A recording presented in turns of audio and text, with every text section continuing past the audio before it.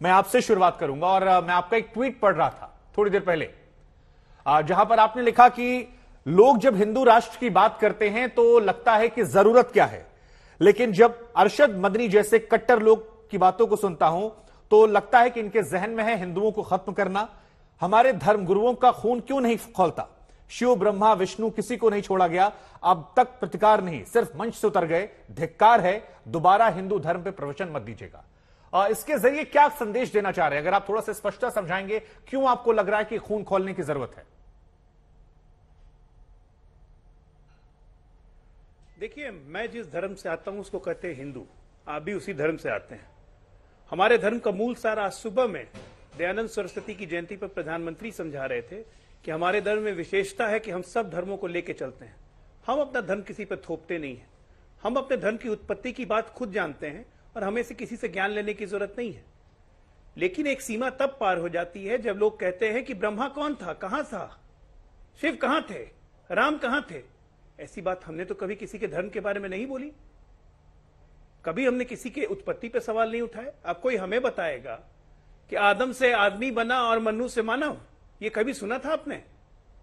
एक जानबूझ के एक तुष्टीकरण की राजनीति और अपने धर्मांध को बढ़ावा देने के लिए इतने बड़े मंच से, जहां पे अन्य धर्म के लोग भी बैठे हुए हैं, उनकी भावनाओं को निरादर करते हुए आप कुछ भी बोलेंगे? इसी देश में संभव है ना शुभंकर जी? जी नहीं तो आप भाई, पंथ निरपेक्ष राष्ट्र अमेरिका भी है, इंग्लैंड भी है, फ्रांस भी है। आपने ये लिखा कि सिर्फ किसी और धर्म के बारे में आप काफी नहीं था। कर सके? आपने लिखा सिर्फ मंच से उतरना काफी नहीं था, धिक्कार है। तो बिल्कुल काफी नहीं था। एक वर्ग ये मानता है कि सर वो कुछ कहना अलग चाह रहे थे, वो संदेश देना चाह रहे थे। कई लोग ऐसा मानते हैं कि वो जो हिंदू मुस्लिम सिख ईसाई आपस में भाई भाई, वो वैसा कुछ संदेश देने की कोशिश कर रहे थे। पोट्रे गलत तरीके से हो गया, ऐसा कुछ लोग कह रहे हैं। आपको क्यों लग रहा है कि उनकी नीयत जो है वो खराब थी? ऐसा उनकी नीयत खराब थी क्योंकि उन्होंने 20 करोड़ मुसलमानों की घर वापसी को भी लेके अपने सवाल उठाए। उनकी नीयत इसलिए खराब थी कि जहां कोई आवश्यकता नहीं थी शिव ब्रह्मा और विष्णु को करने की, उन्होंने वो जानबूझ के किया। उन्होंने हिंदू धर्म, हिंदू देवी देवताओं को तिरस्कृत करने का काम किया। और इसलिए मुझे लगता है कि जितने शंकराचार्य हैं, जितना पीठाधीश हैं और जितने हमारे धर्म गुरु हैं, उनको इसका कड़ा प्रतिकार करना चाहिए कि अगर हम आपके धर्म की इज्जत करते हैं तो बदले में हम इतनी तो उम्मीद आपसे कर सकते हैं। ठीक है, आप हमारे धर्म की इज्जत, महत्वपूर्ण बात आपने कही। इसी बात को मैं आगे बढ़ाता हूं। डॉक्टर तस्लीम अहमद रहमानी हमारे साथ जुड़े हैं। डॉक्टर तस्लीम, आप एक बार आप भी विवाद में रह चुके हैं नुपुर शर्मा वाले प्रकरण में। तब ये आरोप लगे थे कि आपने नुपुर शर्मा को भड़काया था, जिसके काउंटर में जवाब दिया, और आज वो खुलेआम नहीं निकल सकती हैं और आप आजाद हैं। ऐसे आप पर कई लोग आरोप लगाते हैं, इसको लेकर चर्चाएं ज्यादा तेज होती हैं। डॉक्टर अजय आलोक भी वही कह रहे थे कि हम आपके धर्म का सम्मान करते हैं, लेकिन बदले में आप भी सम्मान कीजिए। आप क्यों व्याख्या कर रहे हैं कि शिव का अस्तित्व क्या था, राम का अस्तित्व क्या था, या बाकी अस्तित्व क्या था? अगर नुपुर शर्मा की व्याख्या पर इतने सारे लोगों का कत्ल हो सकता है, तो क्या यह व्याख्या हिंदू धर्म को लेकर सही है? इसका ख्याल होना चाहिए था। क्या मदनी ने जो कहा वो गलत था? आपकी सोच इस पर क्या है? देखिए, मेरे नजदीक ये आरएसएस और जमीयत उलमा के हिंद के बीच की एक जवाबी कव्वाली है जो सियासत के पेश नजर है। सब ये बात जानते हैं कि इस देश में सेकेंड लार्जेस्ट पॉपुलेशन मुसलमान है, इसमें कोई विवाद किसी को भी नहीं है।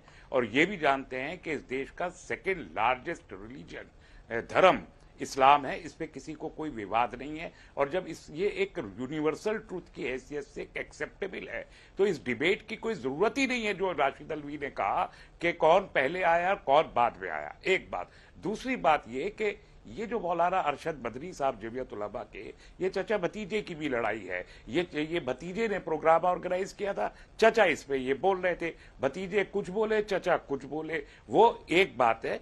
लेकिन इसके साथ ये समझना चाहिए कि तो तस्लीम रहमानी जी आपसे यही समझ चाह रहे हैं, वो जो बोले वो सही बोले या गलत बोले? इस्लाम के अरशद बदरी इस्लाम के धर्म गुरु हो सकते हैं, इस्लाम के बारे में जानते होंगे, उसके जानकार स्कॉलर, मौलवी, प्रिंसिपल, दारुल उलूम देवबंद के आलिम दीन, कुछ भी उनको नाम दे, वो हो सकते हैं, वो ठीक है। हिंदू धर्म के नहीं है, सनातन धर्म के नहीं है। तो जिस धर्म का आपको ज्ञान नहीं है, उस धर्म का ज्ञान देने के किसी भी एक पब्लिक प्लेटफॉर्म पे आपको क्या जरूरत है?